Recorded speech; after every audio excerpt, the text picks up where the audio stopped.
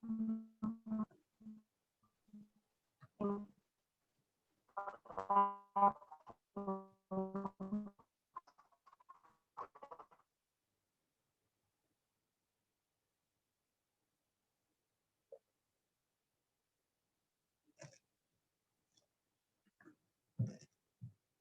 9 tadi masih ada nggak pertanyaan yang belum dijawab?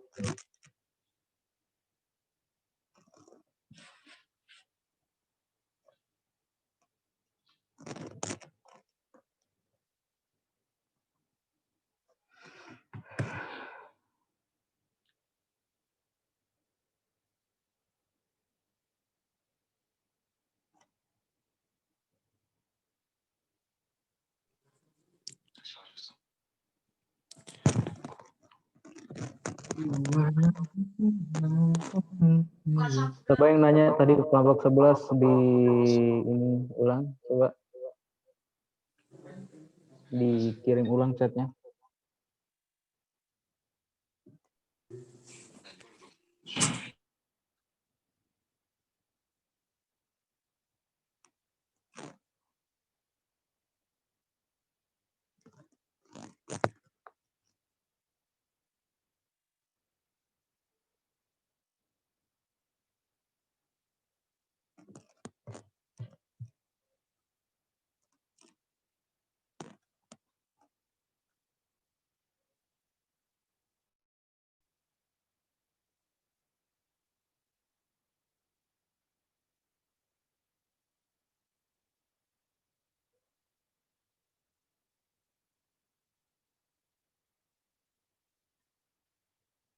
Kayaknya tadi ada yang nanya satu, enggak sih?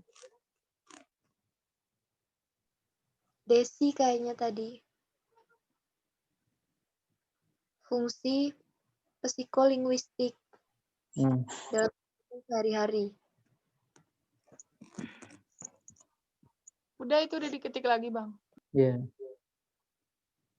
Untuk penanya lain kalau ada.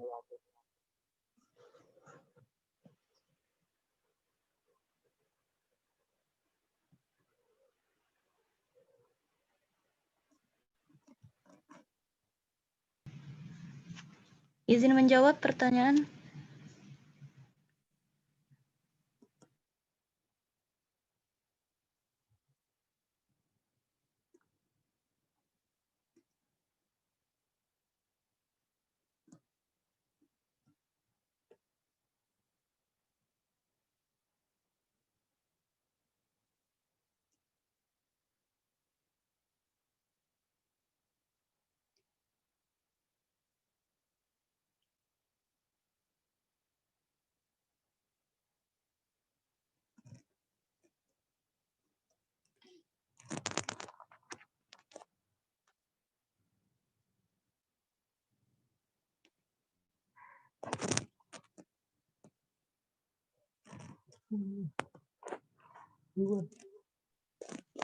Assalamualaikum warahmatullahi wabarakatuh.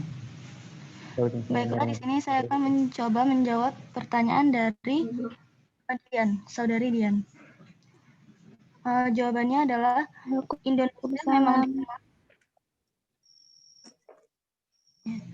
Indonesia itu memang dikenal dengan keragaman bahasanya, karena ada banyak suku bahasa di Indonesia. Pasti di setiap bahasa memiliki keunikan sendiri. Nah, salah satunya itu perbedaan logat. Logat sendiri itu memiliki arti dialek dan aksen, di mana dialek adalah variasi bahasa dan aksen adalah cara pelafalan seseorang. Nah, di setiap variasi bahasa seperti bahasa Jawa, bahasa Sunda, dan lain-lain, itu pasti memiliki pelafalan yang khas. Ya, seperti itu. Bagaimana, Dian?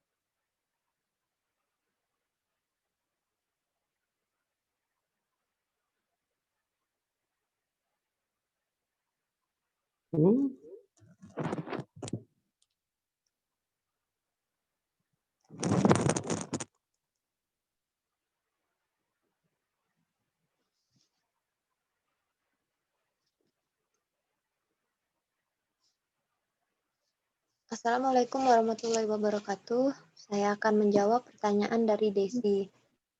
Desi ada? Desi. Ada. Fungsi psikolinguistik dalam kehidupan sehari-hari. Yang pertama itu bisa menyelesaikan masalah dalam berbahasa.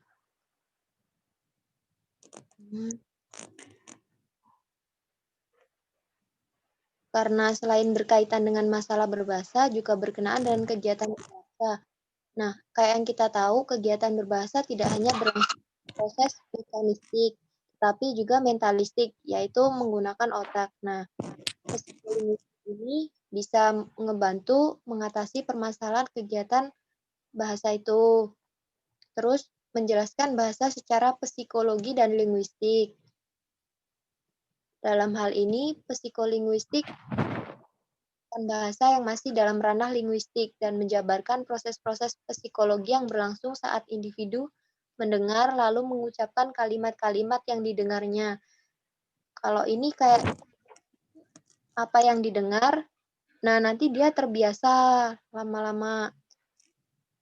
Nah, dari sini muncul teori bahasa yang secara linguistik dapat diterima dan secara psikologi juga dapat diterima. Terus berbahasa ini melahirkan pengalaman.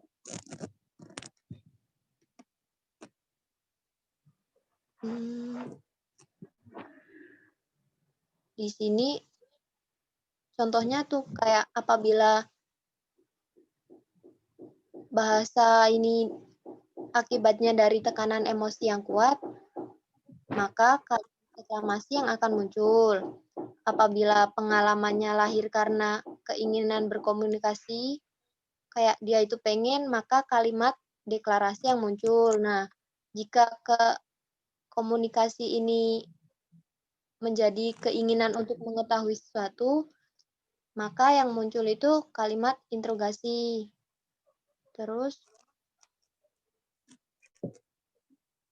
psikolinguistik juga berfungsi menganalisa kesalahan pengucapan. Terus menghubungkan bahasa dan pikiran. Yang terakhir, mengetahui silent period. Silent period ini contohnya kayak anak usia 5 tahun, nah dia ini akan mengalami masa diam. Masa diam ini bukan diam yang sebenar-benarnya diam, tapi karena si anak ini lagi menginput data. Nanti kalau masa ini udah hilang, si anak ini bisa ngomong layaknya orang dewasa. Udah itu, fungsi dari psikolinguistik.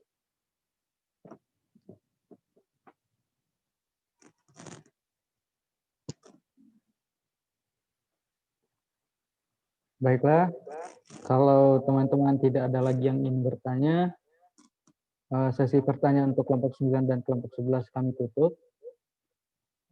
Baiklah, sekian presentasi dari kami. Apabila dari kami ada salah kata ataupun yang lain, kami mohon maaf, kepada Allah kami mohon ampun, dan apabila dari jawaban-jawaban kami atas pertanyaan teman-teman semua merasa kurang atau tidak cukup, kami juga mohon maaf.